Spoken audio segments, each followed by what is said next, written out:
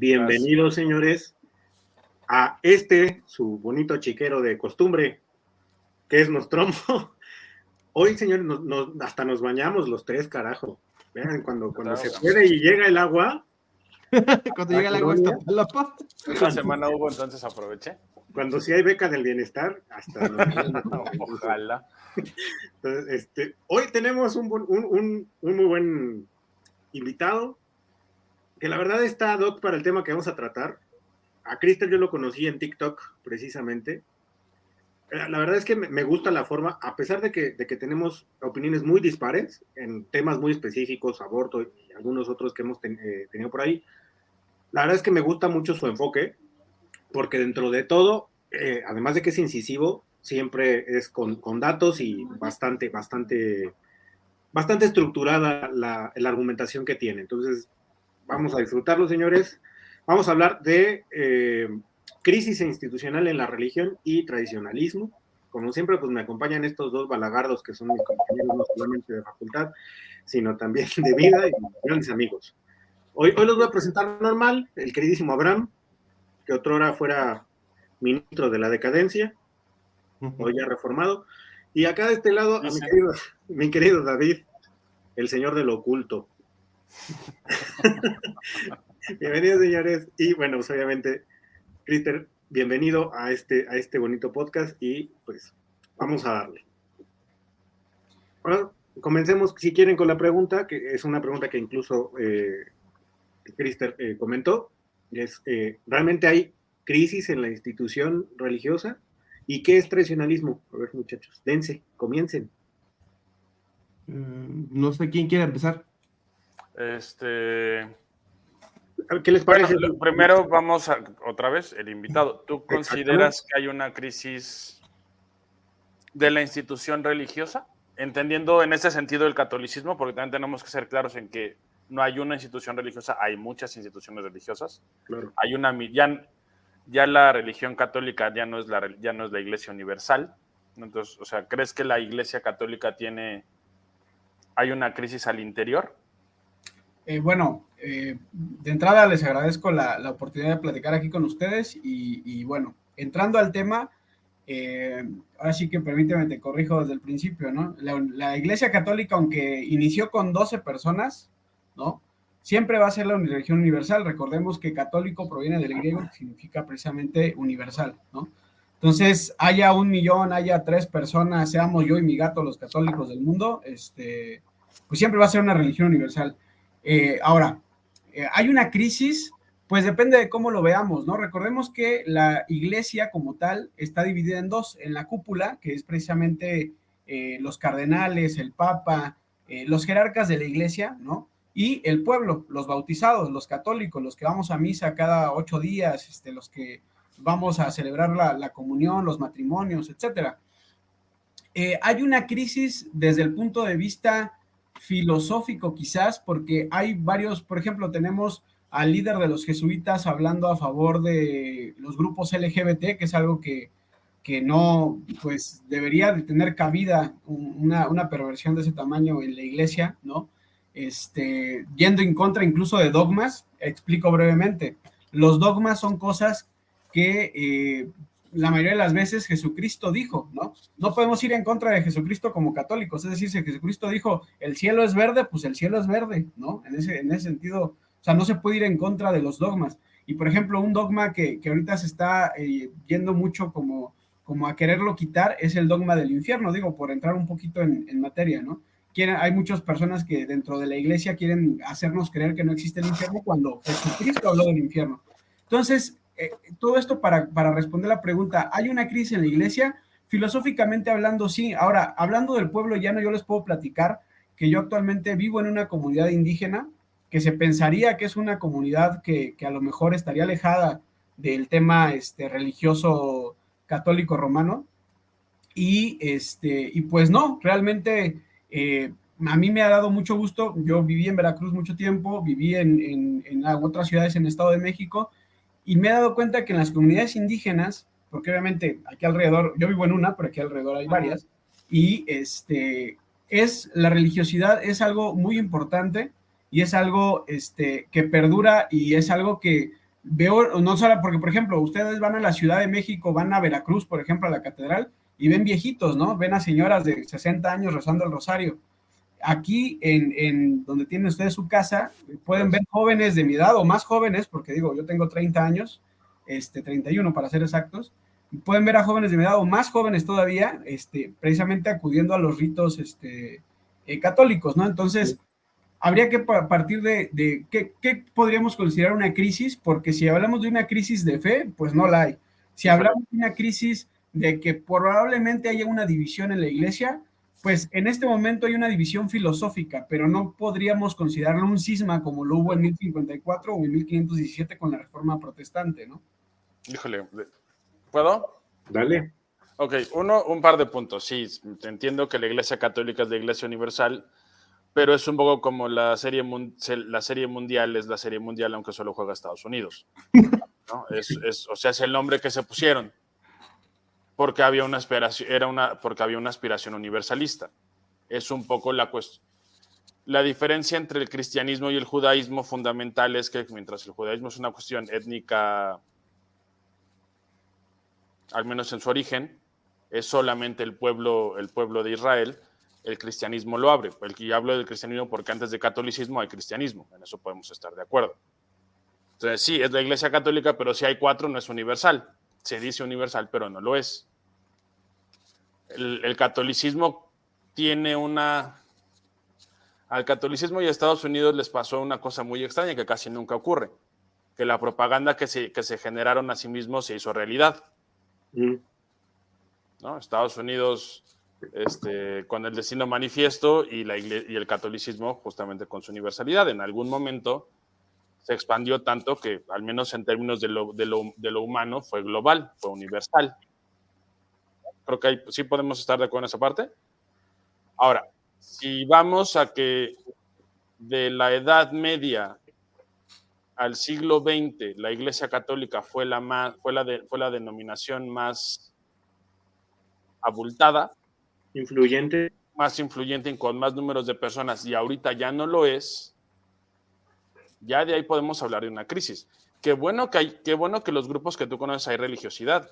Yo te diría que las iglesias que yo he visto, yo no soy una persona religiosa y no soy católico, pero las iglesias que he visto, aquí hay un par, no están nada más llenas de viejitos, hay gente joven, pero los números no son los de hace 20 años, ni los de hace 30, menos los de hace 80, ¿no? Sí. Y partiría incluso del hecho de que, si bien no hay un cisma del catolicismo, porque sí, si hablamos de lo que sería la Reforma, fue una ruptura dentro del catolicismo porque no había otra, o sea, era el tronco y se partió.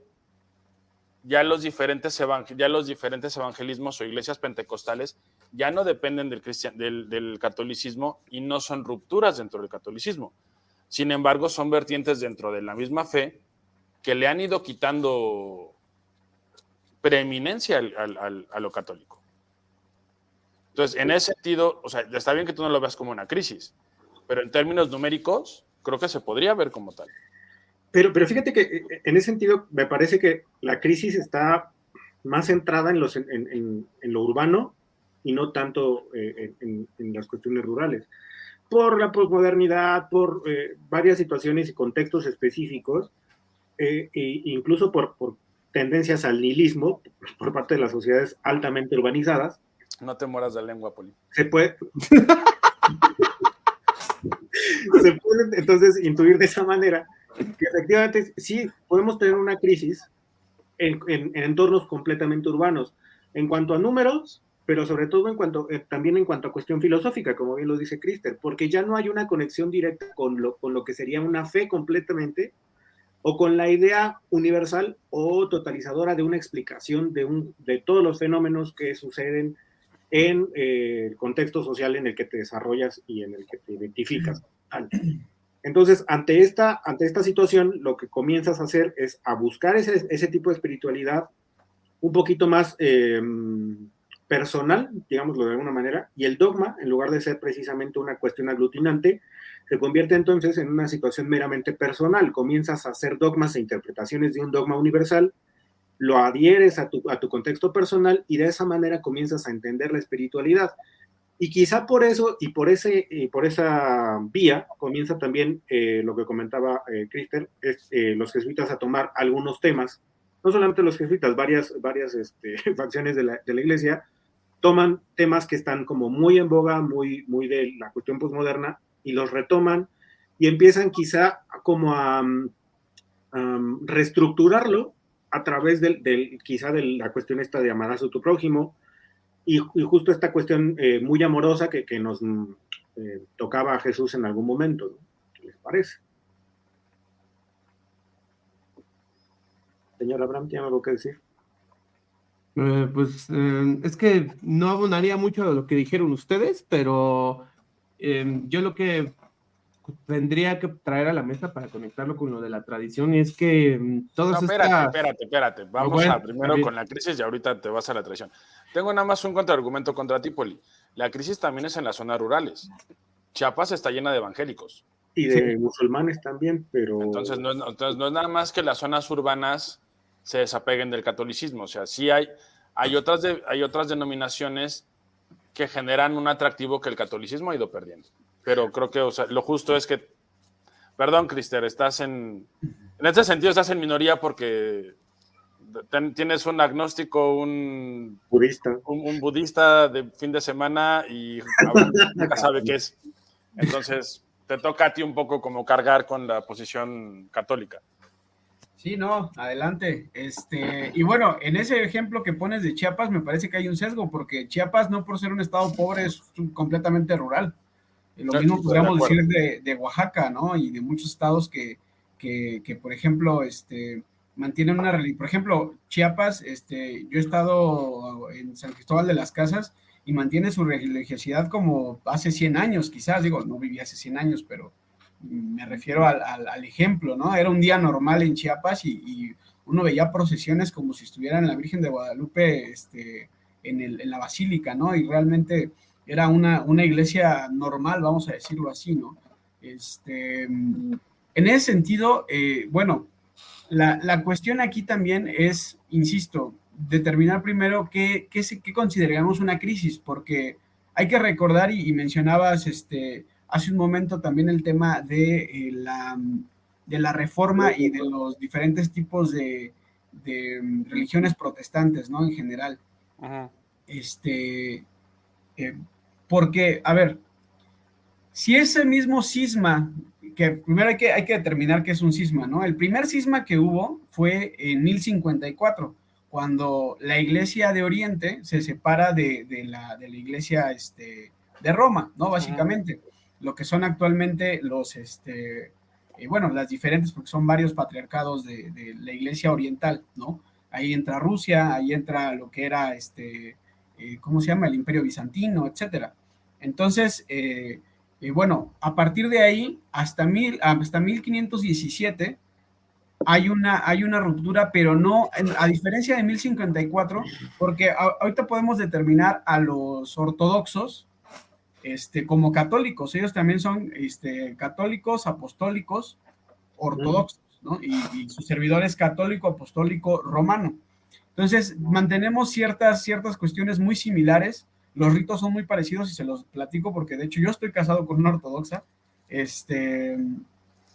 Y en ese sentido es muy parecido. Ahora, los protestantes literalmente lo que hicieron fue protestar, cambiaron ritos, incluso eliminaron textos de la iglesia. Eso sí podría verse considerado una crisis, porque si nos remontamos al tema de 1054, podemos encontrar más una razón política que una razón meramente religiosa, ¿no? En el caso de 1517 con Lutero, sí había una cuestión de la perspectiva personal de Lutero de interpretar la escritura, que hizo que precisamente hubiera una crisis en la iglesia. Cosa curiosa, que en 1517 se separan varios millones de personas en Europa de la iglesia, pero algunos años después, menos de 100 años después, pues resulta que los habitantes de este continente se convierten al catolicismo, ¿no? ¿De cuál continente? De este continente, el continente americano. Bueno, los convierten. Sí, pero a ver. En toda justicia los convierten. Sí, por supuesto, porque a ver, si yo considero que algo es positivo y yo te quiero ayudar a ti, yo te voy a enseñar ese algo que es positivo. Híjole, perdón, pero no son necesarios los eufemismos. Aquí la cruz entró a madrazos. Sí, claro, sí, por supuesto. O sea, no hay que, como entró en Europa. O sea, Europa no se volvió... ¿Tienes el dato de cuántos indígenas fueron asesinados para convertirse al catolicismo? ¿O torturados para convertirse al catolicismo? Sí, somos completamente honestos. No, pero tampoco vinieron de puerta en puerta como evangelizando, exactamente. Porque no funcionaba así la Iglesia Católica. No, de hecho sí. Te voy a poner un ejemplo. ¿Alguno de ustedes habla alguna lengua indígena? No. ¿Saben que se puede aprender ese idioma? ¿Algún idioma indígena? Sí, por supuesto. Ok. ¿Saben por qué? Hay una cuestión de sincretismo entre entre las dos culturas. Obviamente la diferencia entre el Imperio Español y el Imperio Británico, que el Imperio Británico llegaba y arrasaba. El Imperio Español lo que intentaba era precisamente como hacer ese proceso de sincretización y no adaptar, sino más bien integrar. Era más bien un proceso integrador de la cultura a la que llegaban con la cultura española. Sin embargo, en ese sentido me parece que David tiene un punto. Estamos hablando que a final de cuentas es un botín de guerra y quien gana en este sentido es el que impone condiciones. Sí, o sea, no fue que tú no es que tú podías seguir adorando el Acuatlico. Exactamente. O sea, se hizo un embudo en el que tenías que volverte católico. Entonces, o sea, se declara profano los ritos. Me queda claro que sabes un chorro. También es como aculturación, ¿no? Y te respeto. Hay un elemento de aculturación. Pero no podemos jugar a que llegaron como testigos de Jehová y oiga, ¿ha escuchado usted la palabra de Dios? Hubo ese elemento, sí, pero también había un elemento de fuerza. Sí, claro, hubo coerción. Además de elementos, o sea, sí, y aparte hubo una sincretización pero siempre un poco en contra de lo que la Iglesia Católica quería y siempre un poco forzada por la cosmovisión indígena. Sí. O sea, sí hubo adaptaciones porque otra vez, o sea, tampoco estamos jugando aquí a la leyenda negra. El Imperio Español tenía muchas cosas malas, pues tenía muchas cosas decentes para ser imperio. Sí. Entre ellas es que promulgaba por esta especie de unión en estratos, pero unión de los diferentes grupos. Pero tampoco fue como tome su dulce y vuélvase cristiano. O sea, sí había elementos coercitivos. Un intento integrador que necesariamente tuvo una característica de dominación sobre un pueblo específico, sobre un contexto específico. En ese sentido, al declarar profanos los ritos anteriores a la, no sé si llamarlo conquista, bueno, sí, conquista, vamos a ponerlo en ese término. Sí, conquista, o sea, sí, tampoco, o sea, conquista sí fue. Sí, conquista sí fue. Pero hubo una guerra, eso sí, o sea. Vamos a ponerlo en o sea, ya está. Entonces, al declarar profanos los ritos anteriores a la conquista, entonces ahí está tu elemento de coerción, porque no es como que tú digas, la cuestión de integración es, ok, va, te integras, pero pues tienes como el derecho a libre culto. Pues no, a ver, es o es. Así te integras, pero la integración viene junto con esto. Y si no lo tienes, pues entonces eres declarado, vamos a decirlo así, persona non grata, por decirlo de alguna manera, de una forma muy liviana. Entonces, ese precisamente es el elemento de coerción que existe, o que existió precisamente, para convertir a los pobladores originarios de este continente a la religión católica. Entonces, sí, en ese sentido estoy de acuerdo con David. Pero a ver, de entrada digo, ya dejamos en claro que no sabemos cuáles fueron esos elementos de coerción, ¿no? Pero adentrándonos entonces en ese punto, si yo soy el que maneja la fuerza, si yo ya gané la guerra, si yo soy el que maneja la fuerza, si yo te puedo matar si quiero, si te puedo considerar no persona, como hacían los franceses, como hacían los ingleses, ¿para qué me iba a interesar a mí convertirte a mi religión? Ese es un punto. Ahora, el segundo punto, precisamente les comentaba, saben que se puede aprender una lengua indígena. ¿Por qué se puede aprender una lengua indígena aquí y a diferencia de, por ejemplo, en Estados Unidos, que obviamente sabemos que los ingleses arrasaron y demás?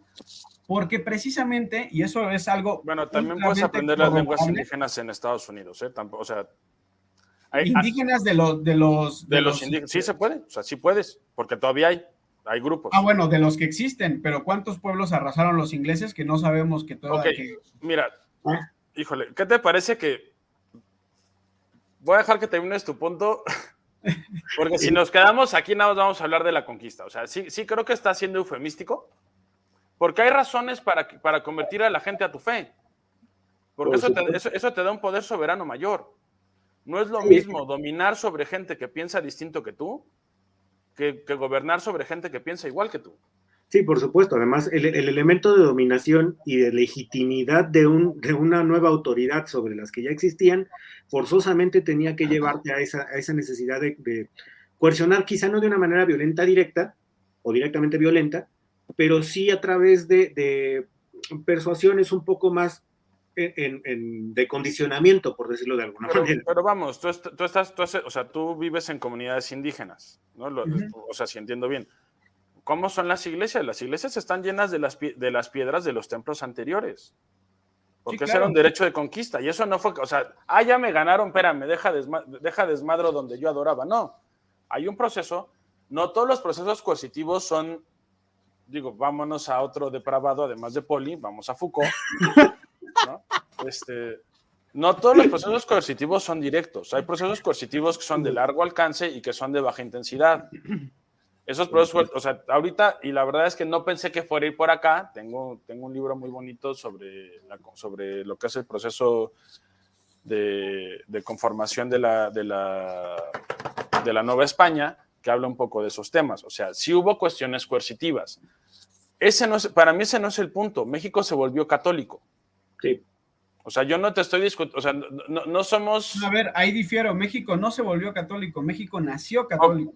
Antes de que esta tierra fuera México, de que esta tierra fuera católica, no era México. Bueno, precisamente está bueno, ok.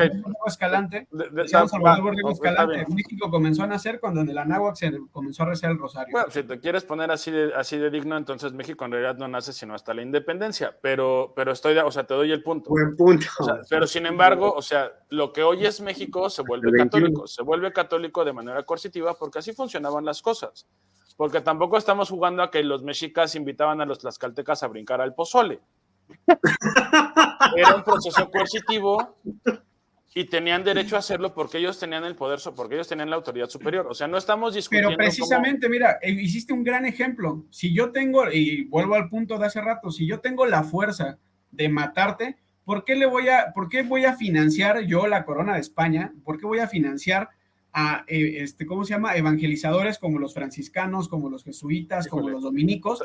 Porque no fue el ejército español de entrada. No fue como que España mandó una flota para acá. No, España no sabía ni que había encontrado, porque nadie... Exactamente. Entonces, sabemos entonces que la corona no es como que financió militares para venir acá, y ya que aquí estaba con no al principio, pero posteriormente sí. Porque, sí, a ver, después claro que sí crea una ruta mercantil y militar y demás. No, y después, incluso antes de eso, o sea, la conquista, porque la conquista no es conquista, la conquista es una aventura que es casi como un elemento libertario. Oigan, ¿qué creen? Que descubrieron que había terrenos en tal lado, ¿no? Como Iztapalapa, pues quien quiera casa, pues órale, agarre su paracaídas. Ejemplo, ¿no? Porque yo, aunque me regalen, pero bueno. Uno aquí cayó, ¿no? Pero así fue. O sea, la primera parte de lo que después se convierte en la conquista es un elemento cuasi libertario. O sea, ¿sabes qué? Exceptuando a Cristóbal Colón, que le dieron su lana, los demás fue, ok, háganle como puedan. Y si llegan ahí, hay una repartición. Era, creo que 30-70. No me acuerdo ahorita, pero tengo justamente ahorita. Era el quinto real, o sea, el quinto real. ¿No? O sea, era el quinto real, y lo dividías, y eso es lo que animó a la gente a venir. Y fue en muchos, otra vez, si nos queremos poner muy dignos, el inicio de la conquista ni siquiera fue española, fue genovesa e italiana, porque eran los comerciantes que tenían dinero para financiarla. Cuando el imperio, que antes no era, que ni era imperio ni era español, ¿no? Porque era Navarra y... Era Castilla y Aragón. O sea, entonces digo, pues si vamos a ponernos muy dignos en los términos, no era España, eran Castilla y Aragón. Claro. No, a ver, en esto vamos a estar de acuerdo, España no conquistó México, ¿no? Cuando se dan cuenta de que resulta que no eran terrenos baldíos, sino que podías crear un Polanco, entonces la estructura de la conquista cambia y se empieza a convertir en una experiencia nacional y en una experiencia de Estado. Entonces digo, o sea, vamos a poner las cosas en su justa dimensión. Yo quisiera avanzar de aquí. No estamos discutiendo cómo lo que después es México se vuelve católico. Podríamos dedicarle un día a eso si quieres. O sea, yo feliz de la vida, ¿eh? Perfecto. Sí, me agradaría, pero digo, o sea, es que el punto, digo, nada más, avancemos de ahí, no pasa nada. Pero mi punto es, si yo tengo la fuerza de matarte como los mexicas mataban a los tlaxcaltecas, como los ingleses mataban a los indígenas, como los portugueses iban a África, robaban esclavos y luego los maltrataban en lo que actualmente es Brasil, ¿por qué los españoles no hicieron lo mismo con los indígenas? Ahí hay muchas razones. Uno, no todo el mundo hizo lo mismo. Los británicos no arrasaron a ciegas. Arrasaron, sí, porque además eran culturas distintas, eran más nomádicas. Uh-huh. y era mucho más difícil de contener. Y arrasaron hasta que los pudieron mandar a donde querían. En África no fue nada más una cuestión de agarrar y llevárselos de esclavos. Cuando hubo colonias, los mantuvieron ahí y hubo ejercicios de cristianización también, de evangelización también. ¿Por qué España, por qué Portugal también lo hizo con Brasil? A su modo. ¿Y por qué España lo hizo con América, con lo que después se convertiría en América Latina? Por un par de razones muy sencillas. Una es ideológica. Sí. Dos, era el compromiso que tenían con el Papa. Que tampoco vamos a discutir si el Papa tenía derecho o no a andar regalando tierras. Está hecho, ¿no? No lo estamos discutiendo. Tres, los mexicas, que no eran aztecas, no nada más andaban matando tlaxcaltecas para hacer pozole. Era parte de su ejercicio de dominación. Sí, no mataban a todos. Y de coerción. O sea, el ejercicio de las guerras floridas y de estar matando a todo el mundo porque ellos eran la potencia militar dominante, era para mantener a todos los demás por debajo de su nivel. ¿Por qué España no tuvo que hacer eso? Primero, porque no podía, le faltaba gente. Dos, porque, los españoles en ese entonces eran bastante huevones, no les gustaba trabajar. O sea, no llegaban aquí ellos a agarrar el pico y pala y sacar su mina. Los indígenas fueron la primera mano de obra hasta que se dieron cuenta que los indígenas no aguantaban tanta madriza, por eso empezaron a importar esclavos. O sea, no podemos verlo a razón de nuestra lógica moderna. Yo lo estoy viendo a razón de la lógica anterior. Por eso yo no estoy peleado ni con la Iglesia Católica, ni con el Papa por andar regalando terrenos de los que no tenía escrituras. Saludos a Israel. Ni con los reyes católicos, porque además está, ¿cómo se llama nuestra Santa Reina? Guadalupe. Isabel era toda madre y era una estadista. O sea, esa parte no está en discusión. Pero sí hay razones para justificar el por qué no llegaron a arrasar. Uno, porque España no hubiera podido cubrir con su gente todo el espacio que se encontraron. Sí. Dos, porque históricamente, en al menos lo que es la España medieval, eran bastante huevones. Bueno, para 1521 ya no estamos hablando del medievo. Ahí tengo un artículo muy bonito que si quieres te paso, donde aclaran que España sigue, donde los demás estaban en la Ilustración, España sigue en el medievo. Por sus formas administrativas y todo lo demás. España entra al proceso de renacimiento pues, porque descubre algo que no sabía que existía. Y bueno, y no descubre, se lo encuentra, ¿no? Se lo encuentra, sí. Fortuito. Pues, y este tema da para mucho, definitivamente. No. Si quieres otro día armamos eso. Sí, claro que sí, porque tengo como 5 respuestas para eso, pero sería quedarnos, como bien mencionas ahí, ¿no? Entonces, si alguien nos puede ayudar a retomar el tema, se les agradece. Pues ya cerramos con esto lo de la crisis de la institución religiosa. Espérate, güey, todavía ni siquiera lo abordamos. Todavía no llegamos ahí, cabrón. Pero entonces, a ver, volviendo al punto, entonces no estamos hablando, hay que separar entonces, no estamos hablando de una crisis estructural de la institución, sino más bien de una crisis dogmática, filosófica, de conexión precisamente con los feligreses en ese entorno. quizá porque el dogma ha perdido fuerza, quizá porque el mismo empuje, los mismos contextos sociales, el mismo empuje de la posmodernidad, ha hecho que la secularidad gane cierto terreno respecto a una cuestión completamente dogmática. Por eso yo me atrevo a decir que no estamos hablando de una crisis estructural como tal, sino más bien de una crisis filosófica, de una crisis incluso de identidad y de conexión con la feligresía directamente, porque se han perdido y se han quedado un poquito muy atrás, hay que decirlo, unos cuantos siglos atrás, respecto al avance social quizá o de las mismas dinámicas sociales en las que pretende insertarse la Iglesia Católica como institución. En ese sentido, sí me parece que es necesario, yo sí apuntaría que existe una crisis bastante profunda de identidad y de conexión con quienes creen. Pues yo creo que sí, mira, estoy de acuerdo en el punto en el que sí hay una división, porque precisamente lo que estaba yo comentando hace un momento, ¿no? El tema de, por ejemplo, algunos líderes jesuitas comentando cosas que van en contra del dogma, ¿no? Y demás. En ese sentido sí podría estar de acuerdo. Ahora, sí es cierto que, por ejemplo, personalmente, yo veo las, no sé, los ritos estos que luego hacen, que más que ritos, o sea, no sé, más que una misa como debe de ser, es una burla, ¿no? Por tratar de llamar la atención, parecerse a los grupos evangélicos y protestantes en general, etcétera. Y ahí es donde uno como católico sí dice, ¿sabes qué? Eso no es lo que era el catolicismo, ¿no?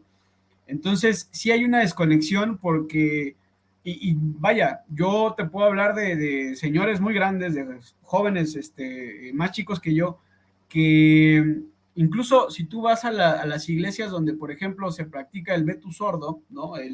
La misa en latín y todo este tipo de cuestiones, se llenan más, por ejemplo, hablando de ciudades como la Ciudad de México.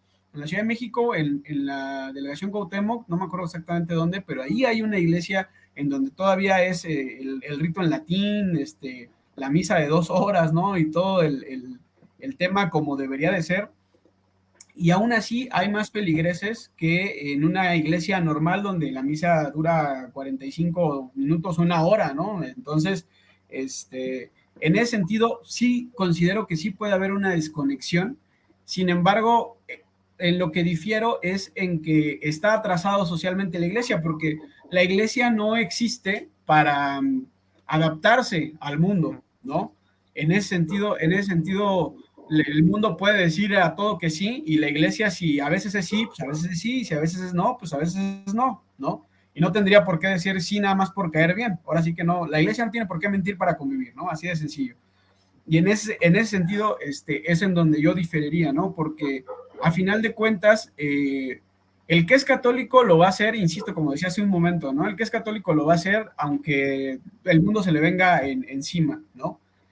El problema es ese, ¿no? Y si nos metemos al tema ya más profundo ¿cómo decirlo?, de la enseñanza de Jesús, pues precisamente te dice Jesús que si lo quieres seguir, agarres tu cruz y lo sigas, ¿no? Para muchos precisamente esa es la cruz, que a lo mejor crecen en un hogar ateo, por poner un ejemplo, y ellos descubren que esa es la fe verdadera, y entonces, pues obviamente van a recibir rechazo de parte de sus amigos, de parte de sus familiares, etcétera, etcétera, etcétera, pero si ellos consideran que esa fe es verdadera, entonces esa es su cruz. No sé si me estoy dando a entender con este punto que es más como de la creencia religiosa. No, justamente, o sea, sí te estás dando a entender, no creo que estemos de acuerdo, pero creo que este era el punto necesario porque tú sí eres una persona de fe. Sí, bueno, procuro serlo. No, y ese es un punto interesante que a mí me gustaría tratar, si no te hartamos, en algún otro momento, porque yo tengo un serio problema con las representaciones de fe populares, bueno, no populares, sino pop, donde la fe la tienes y ahí se queda, cuando yo creo que no. La fe como la voluntad te la tienes que ir ganando todos los días. Sí, por supuesto. O sea, hay mucho, ahora sí que hay un sacerdote que les recomiendo mucho ver sus conferencias, que es el padre Ángel Espinosa de los Monteros, que él, a lo mejor lo conocen como el padre que cuenta chistes, ¿no? Porque en su conferencia de repente se tiene algún chiste. Sí lo llegué a escuchar en alguna ocasión en YouTube. Es una chulada ese sacerdote, yo lo conocí en persona y es, ajá. No, acaba, perdón, soy muy hocicón, acaba tu idea y ahorita te argumento. Sí, y ese padre precisamente mencionaba que, bueno, o sea, dicen, es que yo soy católico, pero no voy a misa, ¿no? O sea, que pues, yo soy torero de los que no torean, ¿no? Yo soy futbolista de los que no juegan, ¿no? Yo soy, no sé, astronauta de los que no van al espacio, no sé, o sea. Sí, o sea, la fe, en el sentido en el que tú la ves, la fe eso no es. Claro. Sí, porque tú eres una persona que la vive. Yo sí puedo decir, sí, o sea, con las limitantes que tú te encuentres, porque otra vez, una verdadera persona de fe entiende que la fe se gana. Sí, por supuesto. Y se practica, a veces, se alimenta todos los días. Sí, que creo que a veces es lo que no entendemos de fuera y a veces la gente de dentro tampoco entiende. Y yo siento en particular que esto pasa mucho con los pentecostales, ¿no? O sea, ya soy cristiano y ya, ¿no? Estoy salvo. No, güey, es una chinga. O sea, todos los días te tienes que acordar de no mentarle la madre al vecino, de no desear a la mujer de tu prójimo, o la de Instagram, aunque no tenga prójimo, ¿no? De no quedarte con... Es que no, a mí, o sea, esta parte de la confesión a mí me está gustando. Hay un punto dentro de la religiosidad muy relevante que ahorita con lo que dijiste de Instagram, que por ejemplo, dices, es que a lo mejor no tiene prójimo, no tiene pareja, no tiene novio, no está casada. No, pero igual no la tienes que desear. Sin embargo, no, pero ahí te va. O sea, ella es la hija de alguien, es la hermana de alguien. Sí. Probablemente va a ser la esposa de alguien, ¿no? Entonces, en ese sentido, o digo, de alguien les depende. O sí, digo, ya uno no sabe, ¿no? Al rato se van a casar con árboles, no sé. Pero Aquí el señor Poli está a punto de, ¿eh? Digo, no es por quemarlo, pero. Sí, comentarios. Si existe un rito, yo sí me animo. Si lo ves pegado de un árbol, no te espantes, Carmen. Pero bueno, o sea, el punto es ese, dentro del catolicismo, pues sí, o sea, tú tienes que respetar, en este caso, por ejemplo, yo como hombre, a la mujer ajena, porque a pesar de que en este momento no tenga, y digo, en mi caso, pues yo estoy casado, ¿no? Todavía con mayor razón, pero si estuviera soltero, tengo que respetar a la mujer ajena, porque si no me pienso casar con ella, entonces estoy mancillando a la mujer de otro hombre, ¿no? Espérame. Abraham, tápate los oídos, güey.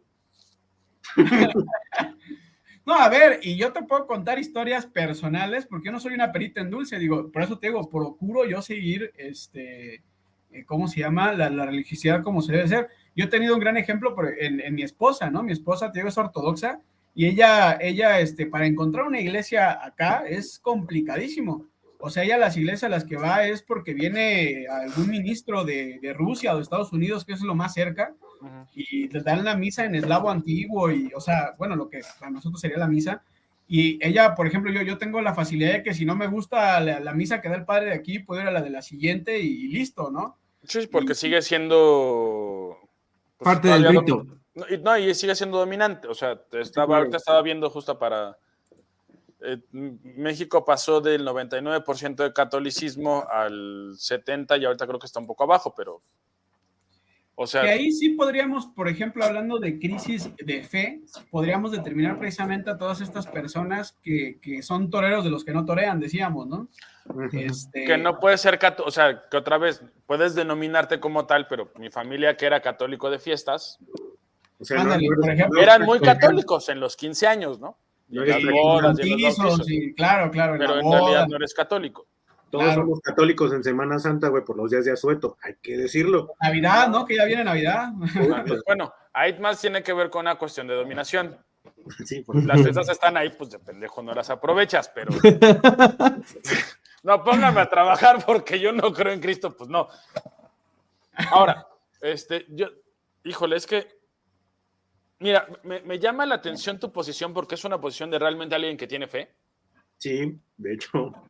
No sé si nos dé el tiempo porque procuramos que sea una hora nada más, pero me gustaría contrastarla con cuestiones culturales y antropológicas.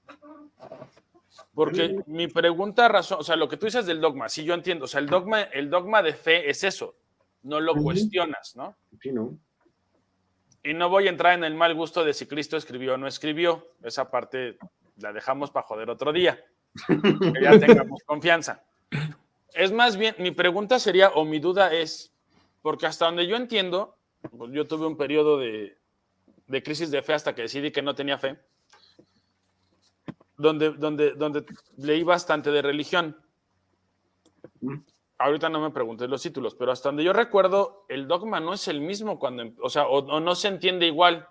Ha cambiado completamente. Cuando empieza, no digamos el cristianismo, porque además el primer cristianismo es un judaísmo ligerón. Sí, modificado, ¿no? Alterado como los corridos.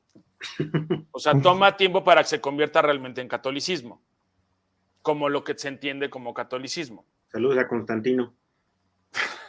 Pues sí. Ahorita no me acuerdo quién fue, güey. Pero el dogma no se entiende igual en el año 1000 que en el 1500, que en los 1950, que en los 2000. Podemos hablar de divorcio, podemos hablar por supuesto, de sexo premarital o extramarital, podemos hablar del diezmo, o sea, sí ha cambiado. Yo desde mi perspectiva no religiosa y no de fe, lo puedo ver y lo entiendo porque al final del día toda institución que es una creación humana, y ya sea que creamos o no que la Biblia es una creación humana o no, o sea, yo no tengo problema en que tú creas que es la palabra de Dios, no me ofende en lo más mínimo. Pero la iglesia es una creación humana. Completamente. Y la iglesia se ha tenido que ir adaptando a los cambios sociales. Otra vez sí, hay iglesias que siguen hablando, que siguen dando la misa en latín, pero la mayoría no. La mayoría la dan en idioma vernáculo, ¿no? Y eso es en todos lados. Justo, y que precisamente a partir de los concilios estamos hablando de esos cambios estructurales en los que realmente obedecen a cambios sociales bien claros y bien específicos, a la necesidad también de convertirse y de convertirse en esa iglesia universal que se dijo ser en un principio.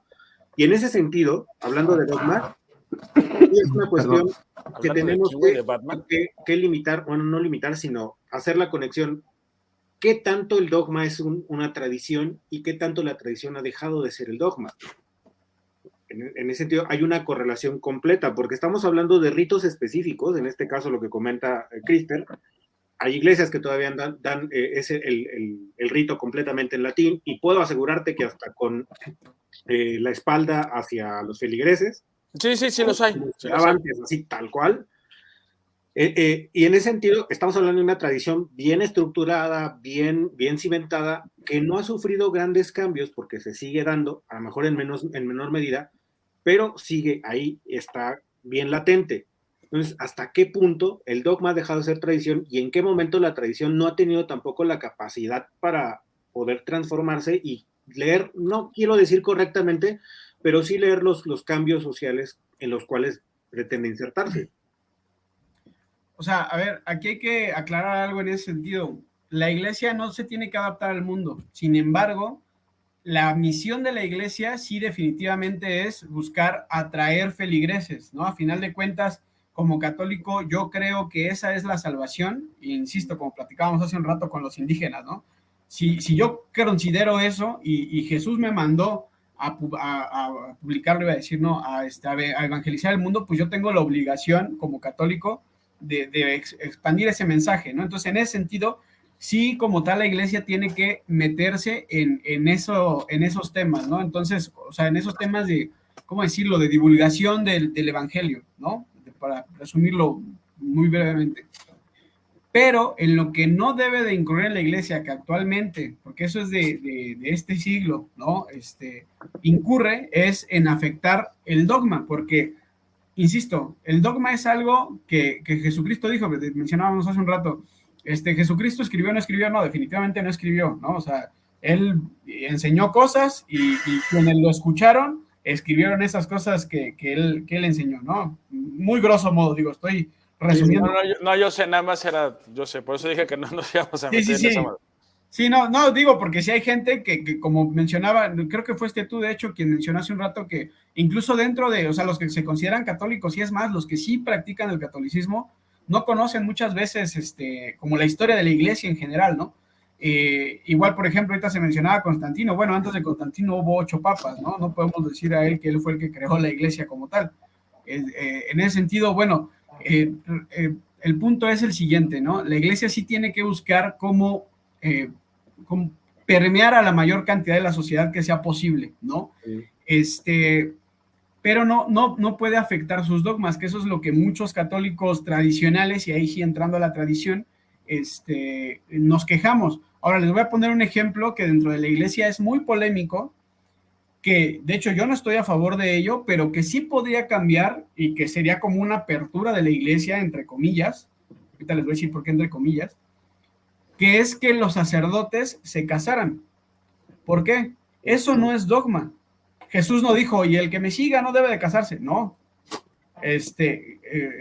Jesús lo que dijo, de hecho, fue que hay que traer más hijos al mundo. Yo ahorita no recuerdo la cita exactamente, ¿no? Pero que hay que poblar el planeta, pues, básicamente, ¿no? Entonces, y tenemos, insisto, el ejemplo de los sacerdotes ortodoxos. Ellos sí están casados. Ellos se dividen en dos. Hay sacerdotes que no se casan, que llegan a monjes, que viven en monasterios, como también los hay católicos romanos, pero el sacerdote normal de la iglesia, de la parroquia, por ejemplo, si ustedes van a Rusia, Bielorrusia, Ucrania, a estos países donde está la tradición ortodoxa, se van a dar cuenta que ese sacerdote muy probablemente está casado y tiene, o sea, el que menos hijos tiene 5, ¿no? O sea, en ese sentido, tiene la obligación en ese caso de tener hijos y de casarse. Entonces, que los pastores protestantes también hacen.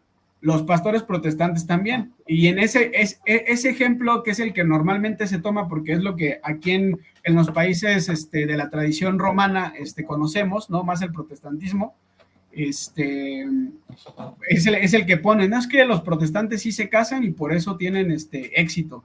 No va por ahí, ¿no? Sin embargo, ¿cuál es mi punto con eso? Eso no es un dogma, eso es tradición. ¿Por qué? Porque el sacerdote se supone que busca emular a Jesús. Entonces, Jesús nunca se casó, yo soy sacerdote, no me voy a casar nunca, ¿no? Ok, pero esa es una... Híjole, ahí tú probablemente sí te sabes la fecha. Esa es una convención o sea, no es de origen. No. Y de hecho hay otra vez, uno que no es una persona de fe, hay una explicación cultural. Bueno, realmente sociopolítica. Ya me da gusto que haya retroalimentación en los comentarios. Le dijeron, o sea, los sacerdotes no se podían casar porque tenías un problema con las propiedades de la iglesia. A ver, fíjate. Sí, o sea, no es nada más, no es, ya ahorita te dejo hablar, pero, o sea, no es, o sea, sí, la justificación tienen que ser como Cristo. Espérate, en los comentarios acaban de dar una representación bien chula. A ver. De hecho, los dogmas, dice Héctor Hernández, nos comentan, de hecho, los dogmas son los que dan solidez a la iglesia, ya que dan la certeza de que no cambie la doctrina a su antojo y o conveniencia. Pues sí. Sí, precisamente el dogma, es que insisto, el dogma es eso que dijo Jesús, ¿no? O sea, por ejemplo, es un dogma, lo que les comentaba, la existencia del infierno, es un dogma la existencia del cielo, es un dogma, no sé, les puedo hablar de muchos dogmas, ¿no? En general, ¿qué no es un dogma? Lo que mediante la interpretación, que eso es lo que muchas veces cambia, y mencionaba hace un momento Xoconostle, sí te puedo decir así, ¿no? O David, como tú quieras, yo no tengo. O David, bueno, lo que mencionaba hace un momento David, precisamente que hay interpretaciones que no es la misma la que hace el Papa Francisco en este momento que la que hizo León XIII, que la que hizo Pedro en su momento, ¿no? En ese sentido, ¿por qué? Porque obviamente también sabemos que la humanidad, independientemente de la religión, va avanzando, retomando otra vez filosóficamente, ¿no? Y el tema es como, o sea, se va entendiendo de distinta manera lo que vamos, ¿cómo decir?, interpretando. Sin embargo, otra vez, el dogma no cambia, el dogma es dogma. O sea, en el dogma no podemos interpretar si es azul, o sea, si Cristo dijo el cielo es verde, punto. Ahí no cabe la interpretación ahí no cabe la interpretación de, no, pues es que él lo dijo porque se reflejaba. No. O sea, él lo dijo así es. Sin embargo, en la tradición, ahí es donde, y por ejemplo, para ello te podemos leer a San Agustín, a Santo Tomás de Aquino, a Santo Tomás Moro, etcétera, muchos doctores de la iglesia, a San Juan Crisóstomo, ¿no? Que ellos, precisamente tenían ciertas interpretaciones que a lo mejor, por ponerles un ejemplo, San Agustín no consideraba al nasciturus, al no nacido, hablando del tema del aborto, como una persona. Por ejemplo, ya posteriormente, conforme la ciencia avanzó, de hecho, fue antes de que se descubriera el ADN y todo eso, fue en el siglo XIX, la iglesia empezó a considerar al nasciturus un ser humano, ¿no? Una persona, en el sentido filosófico. Entonces, ese es un ejemplo de la interpretación. Otra vez, si Jesús hubiera dicho, la mujer embarazada trae una persona, pues ahí desde el principio, ¿no? Pero no fue así. Entonces, tradicionalmente, San Agustín, y de San Agustín al siglo XIX, estamos hablando como de 600 años, ¿no? Entonces, en ese sentido, no sé si di a entender bien mi punto de la diferencia entre dogma y tradición. Dentro de la iglesia me refiero. Sí, el dogma es lo que ya está escrito y sellado porque sería la palabra de Dios desde la perspectiva de una persona que tiene fe. Pues otra vez, de otro lado se puede ver con lecturas muy distintas, ¿no?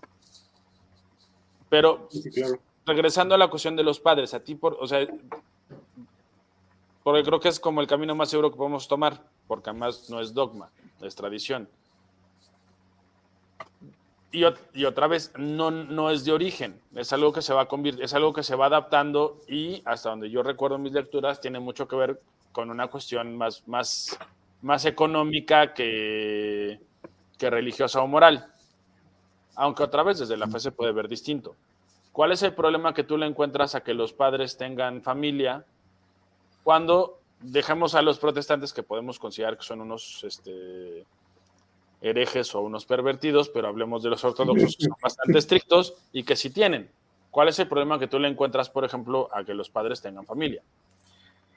El problema no es tanto que tengan o no tengan familia, sino que actualmente la perspectiva no es que el que quiera, poner los ortodoxos, tú si quieres ser sacerdote ortodoxo, te tienes que casar, o sea, ahora, ¿cómo te explico? Si te quieres casar, te tienes que casar antes de que te hagan sacerdote, ¿me explico? Si te vuelves sacerdote antes de casarte, ya no te puedes casar, igual, o sea, ya pelas, ¿no? Y de hecho tenemos un amigo en común, mi esposa y yo, que a él le pasó así. O sea, él se quería casar, lo hicieron sacerdote antes, bueno, todavía no sacerdote, lo hicieron, ahí le dieron un cargo, ahorita no recuerdo cómo se llama, ¿no? Y él ya no se puede casar, ¿no? En ese sentido, la iglesia ortodoxa, como bien mencionas, es muchísimo más estricta, ¿no? Y ¿cuál es el tema? Que tú dentro de la religión ortodoxa puedes elegir, dentro de la religión o de la tradición, vamos a decirlo así, romana, la perspectiva o el debate, el punto a favor de esto es que no elijan, que el sacerdote se case porque sí, ¿no? Y si no se casa, pues que tenga parejas. Esa es la parte que precisamente pues no está bien, ¿no? Porque de hecho uno como laico, véase, dentro de la iglesia decimos laico el que no pertenece al clero, ¿no? Así es. Sí. Entonces, uno como laico, precisamente lo que hace es, pues, mantener ese celibato. Por ejemplo, en mi caso, que yo estoy casado, pues yo mantengo ese celibato y únicamente tengo relaciones sexuales con mi esposa, ¿no? No puedo tener otras parejas. No es celibato, no es celibato, es monogamia. Bueno, no ya lo llamemos celibato, llamémoslo castidad, porque de hecho así lo maneja la iglesia. La castidad es precisamente, si no estás casado, mantenerte sin relaciones sexuales antes del matrimonio, y si estás casado, mantenerte en relaciones sexuales solamente con tu esposa, ¿no? Con nadie más. Entonces, en ese sentido, podremos llamarlo castidad, ¿no? Y ese es el punto que yo le veo, respondiendo puntualmente a tu pregunta, perdón porque divago muchísimo. No, dale. Pero respondiendo puntualmente a tu pregunta, el tema no es, o sea, porque a ver, si a los sacerdotes les dieran la opción de, oye, a ver, está la posibilidad de que te puedes casar, y si después quieres sacerdote, adelante. Ok, yo eso no lo vería tan mal. A lo mejor habría un tema ahí de discusión dentro de la iglesia, pero eso no lo vería tan mal, ¿no? O sea, no, digo, a mí me molestaría un poco porque yo soy muy tradicionalista, pero en sí no tiene nada de malo, ¿no? O sea, es meramente tradición. O sea, podrías vivir con eso si la iglesia Podría vivir tomara con eso. esa decisión. Exactamente. El asunto sería que quieran obligar a los sacerdotes a casarse o tener parejas, ¿no? Y el argumento regular es el de, no, es que la pedofilia y es que los niños, y perdón si ya dije esa palabra, no los vayan a funar, perdón. Ah, no te preocupes. No. Vamos, que si es un problema dentro de la iglesia. No sé si no creo que se resuelva con eso, pero si hay un problema dentro de la iglesia con ese tema. O te han hecho creer que es un problema dentro de la iglesia, porque si nos vamos a las estadísticas, hay más maestros con ese problema, no voy a decir la palabra otra vez. No, bueno, no sé, Poli es el dueño de este changarro. De hecho, no te preocupes. Yo prefiero que seamos honestos. Ya llevamos como 6 meses y no nos han funado. Entonces, pero bueno, a mi contraargumento sería que estamos haciendo una falsa, o sea, es una falsa equivalencia. Es una falsa equivalencia, perdón. Es una falsa, hay un problema con los maestros y hay un problema con sacerdotes que lo hacen. A lo mejor no son tantos como nos dicen, pero lo hay. No, claro. O sea, a mí, yo no soy padre, bendito sea Dios. Bueno, padre de familia, tampoco soy sacerdote. Pero a mí no me, o sea, pero me parece que el problema parte del mismo nivel con un agregado en la iglesia. Si yo mando a mi hijo a la escuela, es porque se supone que me están dando todas las seguridades de que no les va a pasar nada. Exactamente. Si mando a mi hijo a la iglesia, es porque voy a tener todas las seguridades de que no le va a pasar nada, y menos eso. Y eso sí ha ocurrido. Sí, a ver, ¿de qué ha ocurrido? Y se ha manejado mal, porque a lo mejor el problema no es tan grande. Más bien ahí creo que el problema es que lo han manejado mal. Sí, hay una falta de, ¿cómo se dice? De manejo de crisis de parte de la comunicación de la institución religiosa, ¿no? O sea, esa es mi percepción desde afuera, ¿eh? Yo más bien en ese sentido considero que hay, digo, me voy a poner mi gorro de aluminio, pero una conspiración en contra de la iglesia en ese sentido. Porque si ustedes checan, cada cierto tiempo sale y regularmente dicen, por ejemplo, acusan ingrese país random, ingrese cantidad random de sacerdotes de abuso. Pero muchas veces abuso ya lo relacionamos nosotros con abuso sexual, ¿no? Y sin embargo, no necesariamente es eso. A lo mejor el sacerdote, que también está mal, ¿no? A lo mejor el sacerdote llega y le pega un manazo a un niño en el catecismo, y eso ya es un abuso físico, ¿no? Y lo es, o sea, insisto, y está mal. Okay. Concuerdo, pero otra vez, sí hay. Sí, a ver, sí lo hay. Y tenemos el caso de México, que hasta donde yo sé, lo de Maciel nunca resultó ser que le daba manazos a los niños. No, y Marcial Maciel es una persona, obviamente que está comprobadísimo, ¿no? Ahí sí no hay manera. Y la forma en que el Vaticano de Juan Pablo II lo manejó fue, perdón, fue un chiquero, peor que Nostromo. Porque yo creo que el gran daño en ese sentido de la iglesia viene mucho de ahí. Porque sí, claro, tienes un caso palpable, claro, probado, y la iglesia le dio vueltas y revueltas y revueltas y revueltas, y todavía hay quien se atreve a negarlo, o mejor lo esconden. Por supuesto. Sí, bueno, perdón. No, dale. Y ahí es donde precisamente entra esta cuestión que te digo, que comentaba, de una crisis de conexión con el feligrés, porque una cosa es lo que profesas y otra cosa es lo que como sacerdote estás haciendo. Entonces hay una desconexión entre el dogma y la práctica del dogma como tal.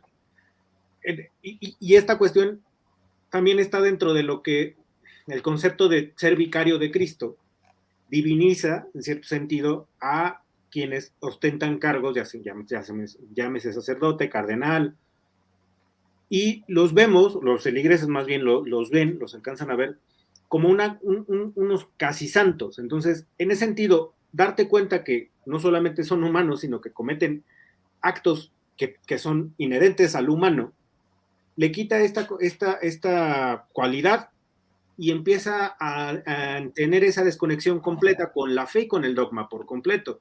Y entonces estaríamos hablando ya no solamente de una crisis filosófica, sino de una crisis fáctica dentro de la institución, entre lo que se dice, lo que supone se profesa y lo que se termina haciendo, ¿no? En ese sentido también estoy de acuerdo con David. El hecho de que sea menor o mayor el número no implica que por ser menor no suceda. Sucede, y es algo que en cierto sentido la estructura eclesiástica como institución ha sido omisa, y que en la mayoría de los casos incluso la solución es, bueno, te cambio de parroquia, pero el fenómeno se sigue dando.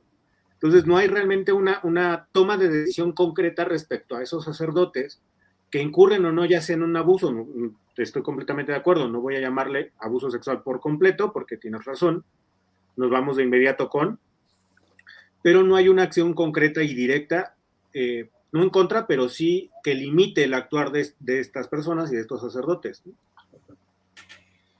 Fíjate que, por ejemplo, en ese sentido hay que recordar, no sé si ustedes lo sepan, si no se los comento, sigue existiendo la Inquisición, ¿no? Pero es para dentro de la iglesia, es decir, la Inquisición sigue existiendo, pero es para el clero. Ratzinger era el encargado de la...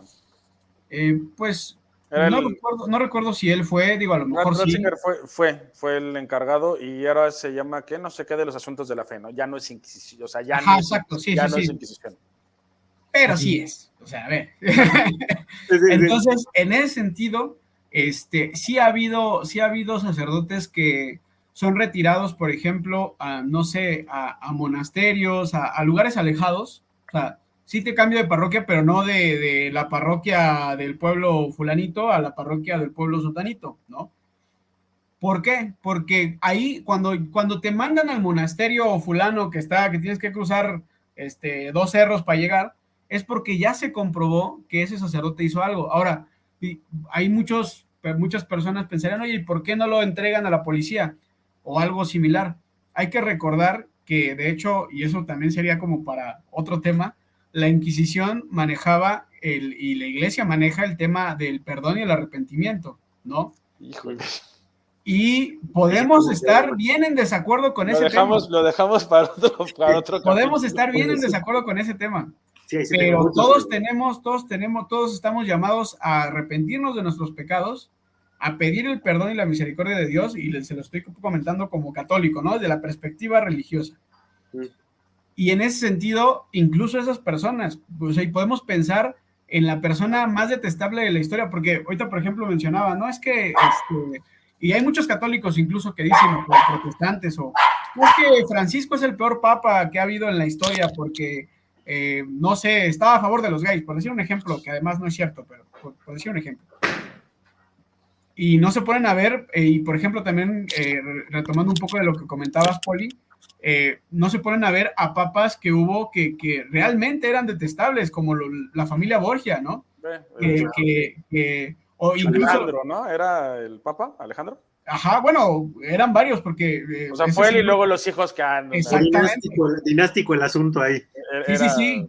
O sea, y es que, por ejemplo, no sé si ustedes sabían que hubo una papisa, hubo una mujer que fue papa, y que se enteraron que era mujer porque en un desfile dio a luz. O sea, estamos hablando de personas que realmente o sea, si hacemos un ranking de los peores papas, yo creo que bueno, pero Francisco, creo que más el problema lo tienen ustedes que hacia afuera, ¿eh? Pues, o sea, María. Creo que Francisco es más como su intento, que otra vez desde fuera se ve como, güey, ya cállate mejor. Pero a lo mejor desde dentro es este loco que no sé qué está haciendo, ¿no? O sea, porque yo que le tenía cierto cariño a Maradona primero, ya ahorita o sea, no has hecho nada. Desde fuera sí se ve, pero a lo mejor desde dentro es este tipo está haciendo puras locuras, pero sí no es comparable con los... Sí, obviamente, digo, insisto, hay papas que fueron peores. Entonces, en ese sentido, ahora sí que otra vez, no podemos tomar, como mencionabas, al Papa como si fuera un casi santo, ¿no? Porque no lo es. O sea, el Papa sigue siendo una persona y sigue pecando y sigue teniendo muchas cuestiones malas y muchas cuestiones buenas, ¿no? Como cualquier otra persona. Sí, claro.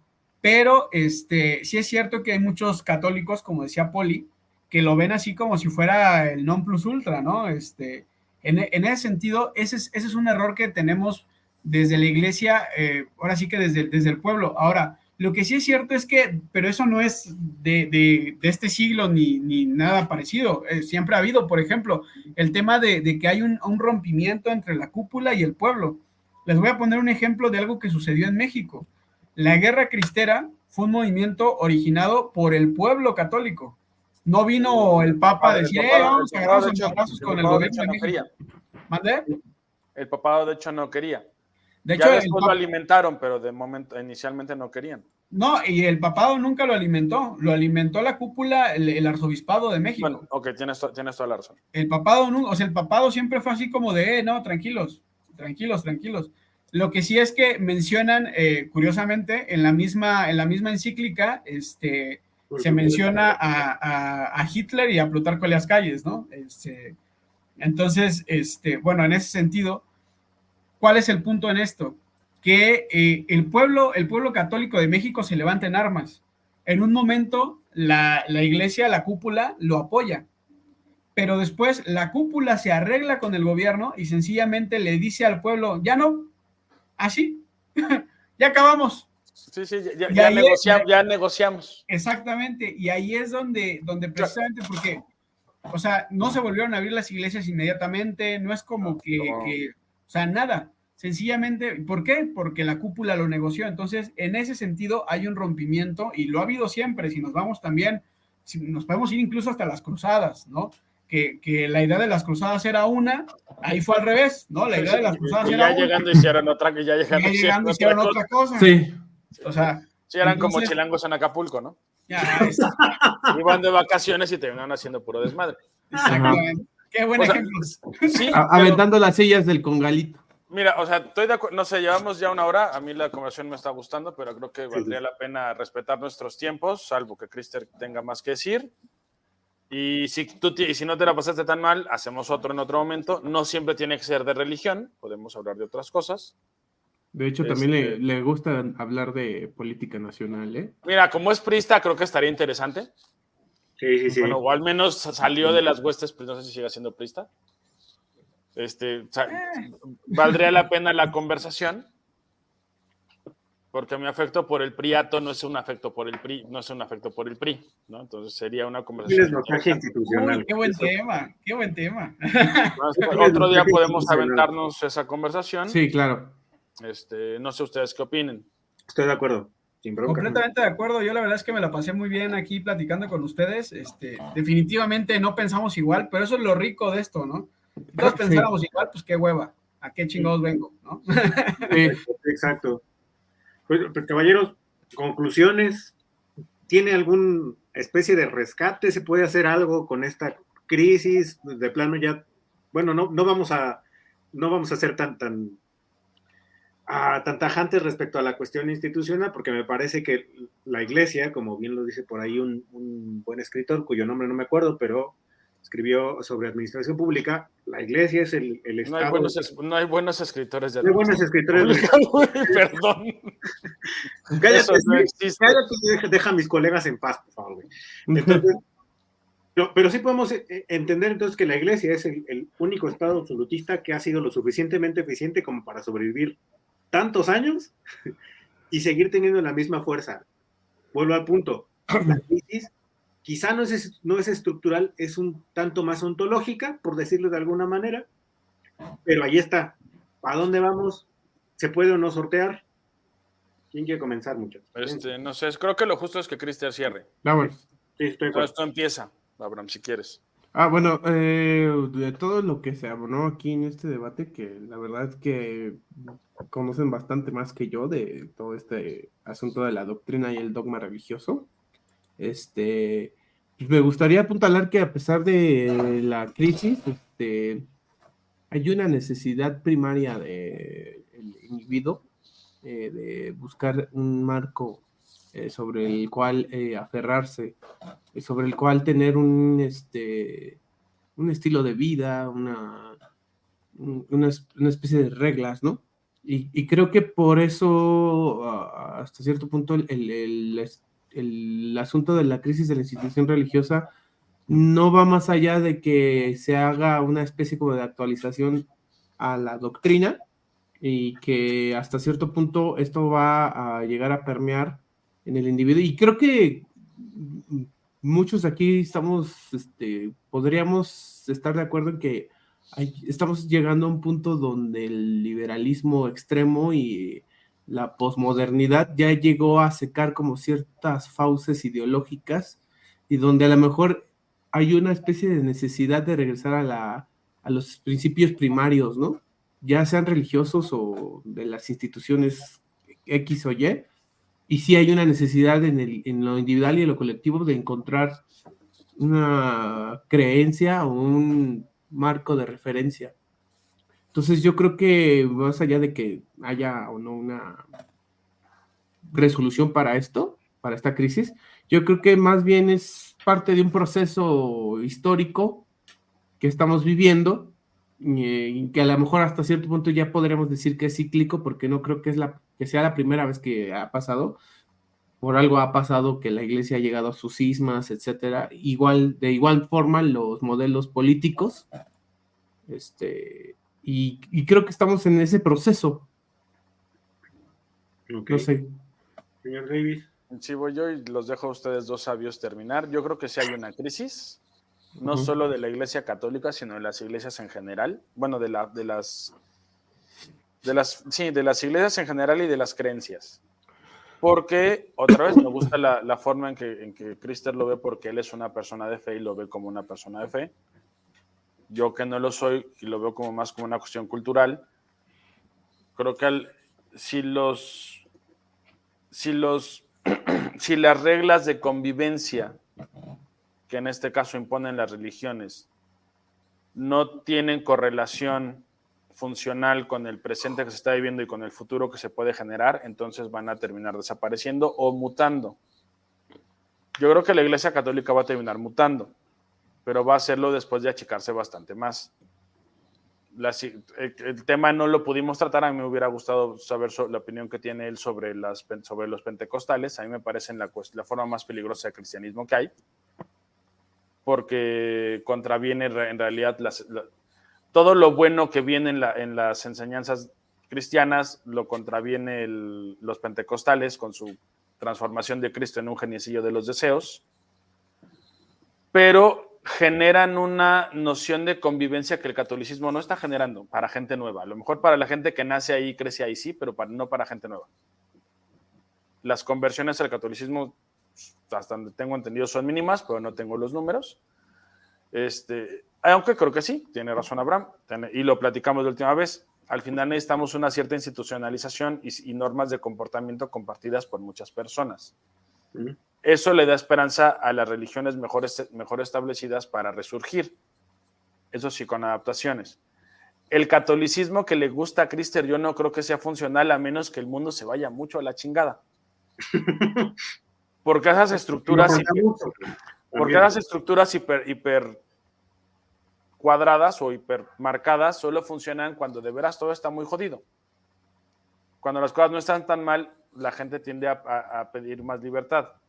Pero bueno, ya los dejo a ustedes dos. Sí, justo. Yo también considero que hay una crisis, vuelvo al punto, quizá no estructural, o por lo menos no muy visible aún. Si es una crisis más ontológica, es una crisis más en sentido de dogma, incluso también de tradición y de conexión con la feligresía. Eso es más que claro. Y aquí sí difiero mucho con respecto a lo que dijo Crister, que la iglesia no tiene que adaptarse al mundo. Me parece que como institución, dentro del concepto de lo que es una institución, toda institución se tiene que adaptar al contexto en el que se desarrolla. En este caso, al ser una institución plenamente universal, obviamente el contexto en el que se tiene que adherir es al que las mismas dinámicas sociales vienen marcando. No estamos hablando de una institución completamente cerrada, o que en teoría no debería ser cerrada, porque el ser tan así precisamente es lo que la ha llevado a la crisis que tiene hoy. Incluso podría llamar crisis existencialista dentro de la misma iglesia, porque han perdido identidad, no saben, dentro de los mismos grupúsculos que existen dentro de la misma institución, no hay una cohesión clara respecto a cuál es el objetivo a perseguir. Si sea adherir más feligreses, o si con la feligresía que tienes, mantenerla y seguir como esparciendo el evangelio, esparciendo el mensaje, de una manera quizá un poco más activa, porque me parece que también ahí es un punto bien claro respecto a la crisis. La forma en la que están comunicando el mensaje me parece que tampoco es la adecuada, porque están haciéndolo con las estructuras anteriores, el mundo ha cambiado y en ese sentido me parece que no han sabido leer o tener una lectura correcta respecto a esa parte, y quizá también por ahí se les esté colando esta cuestión de no tener esa conexión directa con la feligresía. A final de cuentas, me parece que como en la institución que es, con la envergadura que tiene, sí puede ser capaz de superar la crisis, pero le va a costar bastante. El precio que va a pagar me parece que va a ser caro. Sin embargo, sí va a seguir con las mismas dinámicas y va a seguir igual con la misma fuerza, quizá. Insisto, la Iglesia Católica es una de las instituciones religiosas más bien plantadas y más bien cimentadas en la historia de la humanidad. No podemos hablar de la historia de la humanidad sin la historia de la Iglesia Católica como tal. A partir del año 0, ¿no? Al menos. Por lo menos. Bueno, yo voy a iniciar ahora sí que la conclusión con una frase me parece que era de Chesterton, de Gilbert K. Chesterton, que decía, antes se tenía que bautizar al evangelizado, ahora se tiene que evangelizar al bautizado, ¿no? En ese sentido, Chesterton sabemos que es un escritor de principios del siglo XX y ya presentaba lo que podemos interpretar como una crisis. Pero es que si la pregunta directa es, ¿hay una crisis en la iglesia? La respuesta tendría que ser forzosamente sí, ¿no? Por supuesto que la hay. ¿Desde cuándo? Desde el año 33, cuando crucificaron a Jesús, ¿no? ¿Y hasta cuándo? Hasta la venida de nuestro Señor, otra vez, ¿no? La iglesia ha estado en crisis, está en crisis y va a estar en crisis toda la vida y toda la vida perdurará porque precisamente va a estar la iglesia en la tierra hasta pues que nuestro Señor venga, ¿no? Y esto obviamente lo digo como católico, como creyente, pero además si nos vamos a los hechos, podemos identificar muchos momentos de la historia y los platicamos durante esta charla, en los que la iglesia ha enfrentado crisis de fe, cismas, guerras incluso. Un rey de España atacó a un papa en alguna ocasión. No sé. Francia secuestró a uno también. También, o sea, podemos hablar de muchas cuestiones en ese sentido. Y entonces, ¿hay una crisis? Sí. ¿Desde cuándo? Desde el 33. ¿Hasta cuándo? Hasta que regrese nuestro Señor, ¿no? Tan sencillo como eso. Y pues nada, yo les agradezco mucho la oportunidad de platicar con ustedes. Por supuesto que, si ustedes me lo permiten, vuelvo a atender una llamada con ustedes. Y nada, me encantó esta dinámica, ¿no? Bienvenido. Bueno, gracias al vato, a Ernesto, algo que estuvo comentando todo el tiempo. Héctor Hernández. Héctor Hernández, bastante interesante. Uh-huh. Bien, nos quedamos 2 minutos y ya que cierre esto. Hecho, listo. Okay. Pues, primero que nada, gracias, Cristian, por venir a este lugar paupérrimo. Que se llama Iztapalapa. Que se llama Iztapalapa, no es cierto. Bueno, sí, David sí vive por allá. Pero gracias por tu presencia y por tus comentarios y tus aseveraciones. La verdad es que estuvo bastante bueno, la dinámica fue muy buena. Y pues, como siempre, eres bienvenido cuando gustes. Este es tu espacio. Cuando gustes, nos armamos y aquí andamos. Por lo demás, señores, gracias por acompañarnos en Nostromo. Nosotros, como siempre, encantados de estar con ustedes. Tlaxcala, rebosas de vida desde que regresamos. Insisto, saludos a Topolobampo, que siempre nos escuchan. Y como siempre, ya somos famosos en los Balcanes. A Ucrania. Un saludo al tío Benja. Dice, de las pocas veces que escucho una charla sobre religión sin caer en fanatismo. Sí, la verdad es que sí estuvo bastante bien. Todos disertaron con respeto y todos aportaron algo a la charla. Gracias a quienes nos escucharon y nos vieron por qué gran estómago tienen para ver por lo menos nuestros 3 feos rostros, los que siempre estamos haciendo el programa, bueno, el podcast. Por lo demás, gracias y por sus comentarios y todo, nos estamos viendo próximamente y esto fue Nostromo. Gracias y hasta luego. Bye.